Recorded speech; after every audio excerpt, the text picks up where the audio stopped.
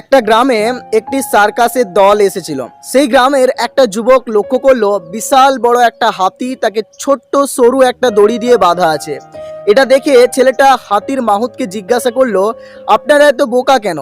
এত বড় বিশাল একটা হাতিকে সরু একটা দড়ি দিয়ে বেঁধে রেখেছেন, হাতিটা তো যে কোনো সময় অনায়াসেই দড়িটা ছিঁড়ে ফেলতে পারে। তখন এই কথাটা শুনে মাহুত একটু হাতলো। তখন সে বলল, এই হাতিটা যখন ছোট ছিল তখন থেকেই আমরা একে এই দড়িটা দিয়েই বেঁধে রেখেছি। ছোটবেলায় এই হাতিটা এই দড়িটাকে ছেড়ার জন্য বহুবার চেষ্টা করেছে, কিন্তু ছোটবেলায় সত্যি এই দড়িটা হাতিটার কাছে অনেকটাই কঠিন ছিল, তাই সে বারবার চেষ্টা করেও পারেনি, ব্যর্থ হয়েছে। তখন থেকে এই হাতিটার মনের মধ্যে একটা বিশ্বাস জন্মে গেছে, সে বোধ হয় এই দড়িটাকে আর কখনোই ছিঁড়তে পারবে না। সে চেষ্টা করে থামিয়ে দিয়েছে। তাই এখন যখন সে বড় হয়েছে, তাই আমরা তাকে ওই দড়িটা দিয়েই বেঁধে রেখেছি।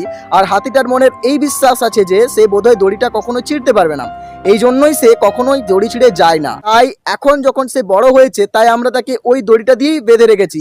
আর হাতিটার মনের এই বিশ্বাস আছে যে সে বোধহয় দড়িটা কখনো ছিঁড়তে পারবে না, এই জন্যই সে কখনোই দড়ি ছিঁড়ে যায় না। ঠিক একই রকম ভাবে আমরাও আমাদের জীবনে আমাদের অতীতের ব্যর্থতা এবং মানুষের কিছু নেতিবাচক কথাবার্তার ফলে আমরা একটা অদৃশ্য ভাবনা দেওয়াল আমাদের মনের মধ্যে গড়ে নিই যে সত্যি আমি আগে পারিনি, মানে আমি কাজটা এখনো করতে পারবো না, আমাকে দিয়ে এই কাজটা হবে না, আমি এই কাজের যোগ্য নয়। মনে রাখবেন, আপনার অতীতের ব্যর্থতা আপনার ভবিষ্যতের পরিচয় কখনো হতেই পারে না। হাতির মতো নিজের ক্ষমতাকে ছোট করে না দেখে আরেকবার চেষ্টা করুন সেই দড়িটাকে ছেড়ার জন্য। হয়তো আপনার একটা ছোট্ট ঝটকায় সেই দড়িটা ছিঁড়ে যেতে পারে। তাই চেষ্টা করতে থাকো প্রতিনিয়ত, ব্যর্থতা পেলেও থেমে থাকবে না।